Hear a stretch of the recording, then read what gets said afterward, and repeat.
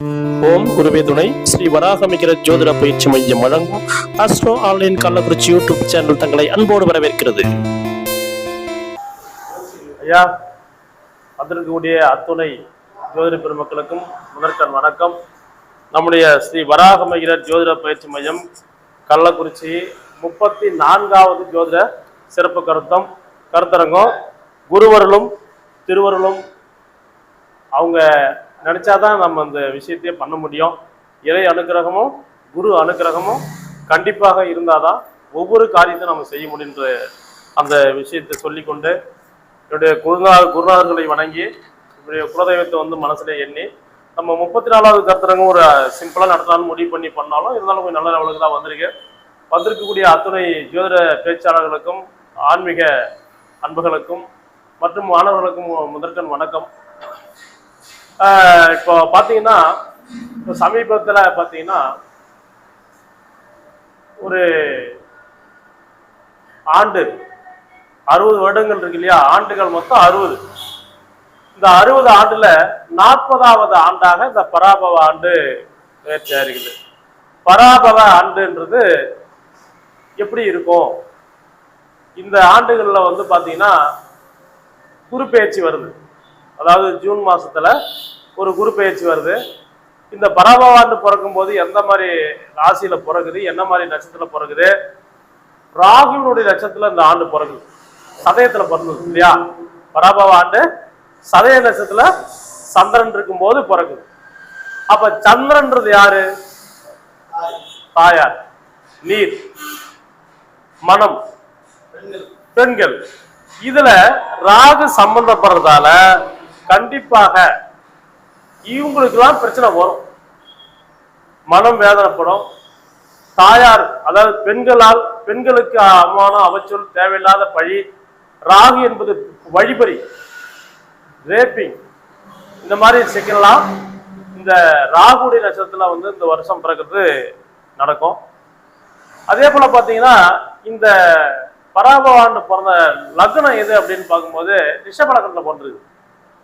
லக்னாதிபதி கேந்திரம் திரிகோணத்துல இருந்ததுன்னா நல்லது. அப்படியே இருக்குது.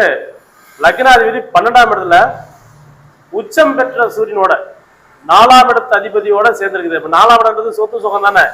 அப்ப எல்லை பிரச்சனை வரும். நாட்டுக்கு பார்க்கும்போது இது என்னது? 4ஆம் இடம் சொத்து. அப்ப சொத்து சம்பந்த பிரச்சனை, நாட்டுக்கு எல்லையில் சண்டை வரும்ன்றதை காட்டுது. சுக்கிரன்றது பெண்களால அவமானம், அவச்சொல். 12ஆம் இடம் என்பது விரயம், செலவுகள், சிறைவாசம், இதெல்லாம் காட்டும். அரசர்களாலேயே சில நேரங்கள்ல பெண்களுக்கு அநீதிகள் அளிக்கப்படும். உதாரணமா நடைபெற்ற மசோதா ஒரு நடந்தது பார்த்தீங்களா? அது என்னாச்சு? தோல்வியில முடிஞ்சதா? பெண்களுடைய எண்ணிக்கையை கூட்டணும்னு சொல்லி மசோதா வச்சாங்க. தொகுதி வரையறை அப்படின்னு ஒண்ணு வச்சாங்க. அது நின்று போச்சுங்களா? அது தோத்து போச்சு. அப்ப லக்னாதிபதியே 12ஆம் இடத்துல சூரியனோடு சேர்ந்ததால அரசியல் கூட பெண்களுக்கு அநீதிகளை இழக்கக்கூடிய ஒரு வருடமாக இந்த ஆண்டு இருக்க போகிறது. அதே போல இந்த ஆண்டு எந்த மகர சங்கராந்தின்னு ஒன்று இருக்குது. இந்த மகர சங்கராந்தி ஒவ்வொரு வருஷமும் ஒரு விலங்கு மேல வரும். அப்படி பார்க்கும்போது ஆண் எருமை மேல வருது. ஒரு சில பேர் எருதுன்றாங்க, அப்படி இல்லை, ஆண் எருமை. அந்த ஆண் எருமை மேல வரும்போது என்ன பண்ணும் அப்படின்னா பின்மழை தான் இருக்கும். நாட்டுல பின்மழை இருக்கும், முன்மழை இருக்காது. அப்ப 8 மாசத்துக்கு மழையில பெரும்பாலும் சிக்கல் தமிழ்நாட்டுக்கு இருக்கும், இந்தியாவுக்கு இருக்கும். வடக்கத்திய நாடுகளுக்கு நல்ல மழை பெய்யுமே தவிர இந்தியாவுக்கு மழை பாதிப்பு உண்டுன்றான். ஒண்ணு வந்தா அடிச்சிட்டு போடும், மழையால சேதம். இல்லைன்னா மழையே பெய்யாம காஞ்சி போய் பயிர்கள்லாம் கருகி சிக்கல்ல போயிடும். அதனால இன்னொன்னு, இந்த குரு பெயர்ச்சி இருக்கு பார்த்தீங்களா? இந்த குரு பராபவ வருஷத்துடைய ஆண்டு துவக்கத்துல இப்ப எங்க எந்த ராசியில் இருக்குதுங்க? மிதனத்துல இருக்கா? மிதன ராசியில குரு சஞ்சரிக்கும் போது இந்த ஆண்டு பிறகுது. அடுத்தது குறிப்பிட்ட 10ஆம் மாசத்துல பாத்தீங்கன்னா கடகராசிக்கு போகுது. சரி, இது ஜூன் மாசத்துல கடகராசிக்கு போகுது. ஜூன் மாசத்துக்கு போன அந்த கடகராசியில கொஞ்ச நாள் இருந்து 10ஆம் மாசத்துல திரும்ப சிம்ம ராசிக்கு போகுது.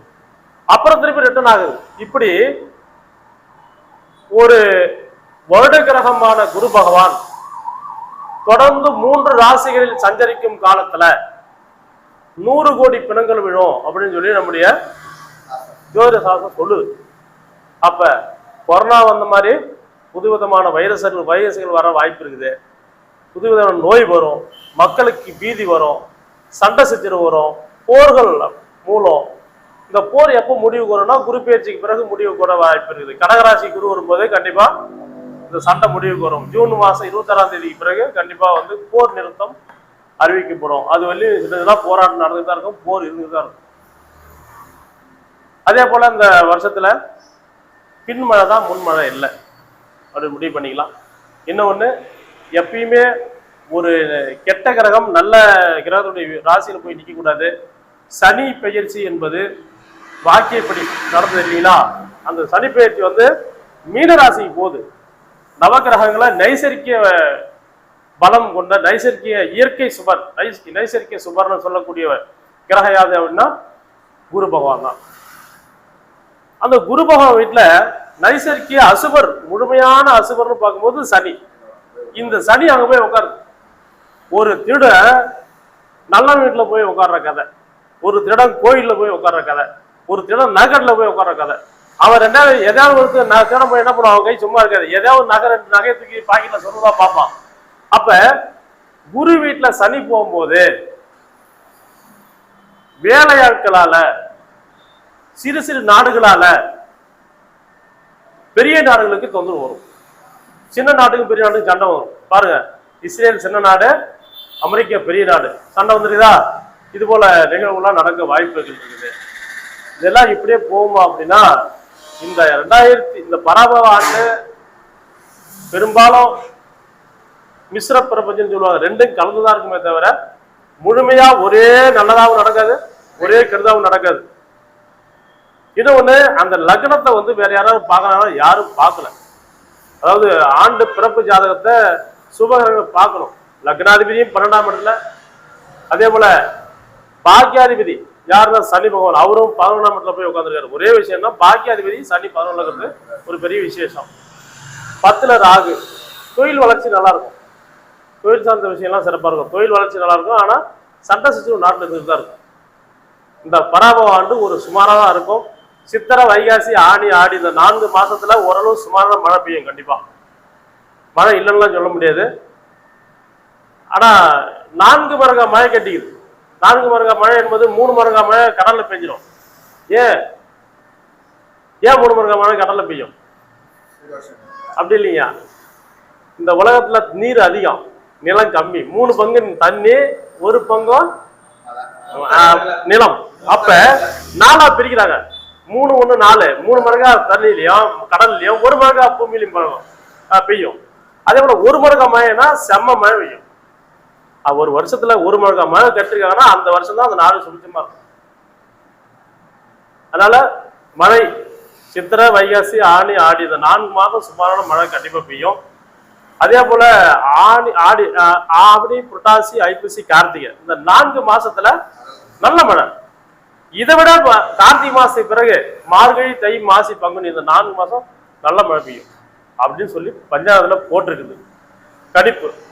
அதே போல வருடத்தினுடைய ஆரம்பத்துல நீர் கிரகம் என்று சொல்லக்கூடிய சுக்கிரன் மேசராசியில போய் உட்காந்து, நெருப்பு ராசியில போய் உட்காரக்கூடாது. சுக்கிரன் மேசராசியில உட்காரும் போது மழை கம்மியா தான் பெய்யும். அதனால எப்படியோ நம்ம இறைவனை வேண்டுவோம்.